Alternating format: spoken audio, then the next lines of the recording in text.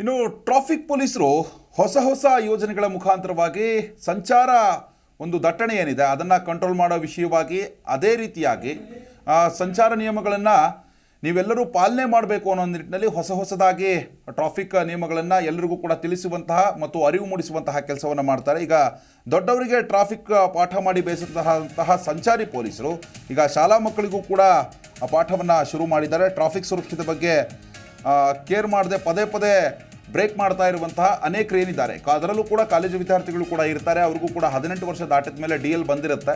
ಹೀಗಾಗಿ ಅವರಿಗೆ ಸಂಚಾರ ನಿಯಮಗಳ ಬಗ್ಗೆ ಕೂಡ ತಿಳಿಸಿರುವಂಥದ್ದು. ಹಾಗೆ ಶಾಲಾ ವಿದ್ಯಾರ್ಥಿಗಳು ಮುಂದಿನ ದಿನಮಾನಗಳಲ್ಲಿ ಅವರು ಯಾವ ರೀತಿಯಾಗಿ ಸಂಚಾರ ನಿಯಮಗಳನ್ನು ಪಾಲಿಸಬೇಕು ಅನ್ನೋ ನಿಟ್ಟಿನಲ್ಲಿ ಈಗ ಸಂಚಾರಿ ಪೊಲೀಸರು ಶಾಲೆಗಳಿಗೆ ತೆರಳಿ ಚಿಕ್ಕ ಮಕ್ಕಳಿಗೂ ಕೂಡ ರೂಲ್ಸ್ ಮಹತ್ವದ ಬಗ್ಗೆ ಕೂಡ ಪಾಠವನ್ನು ಮಾಡಿದ್ದಾರೆ.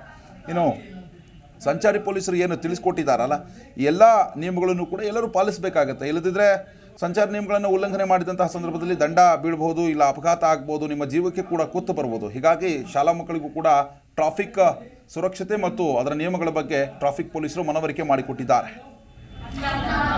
ಬೆಂಗಳೂರು ಸಂಚಾರ ಪೊಲೀಸ್ ವತಿಯಿಂದ ಯಾರು 50,000ಕ್ಕೆ ಮೇಲ್ಪಟ್ಟು ಇನ್ನು ಪಾವತಿ ಮಾಡದೇ ಇರೋಂಥ ದಂಡಗಳಿದ್ದಾವೆ, ಅದನ್ನು ನಾವು ಒಂದು ಲೆಕ್ಕ ಮಾಡಿ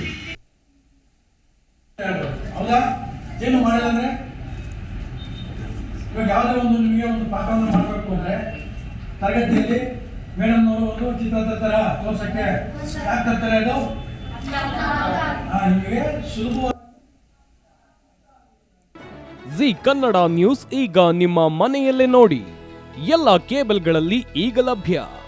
ಸನ್ Direct 292, Jio TV 1334, U digital 162, city cable 51, GTPL 17, Abhishek cables 821, rock line telecommunication 51, Shri Basaveshwara number 60, Vinayaka digital number 53, in digital number 896ರಲ್ಲಿ.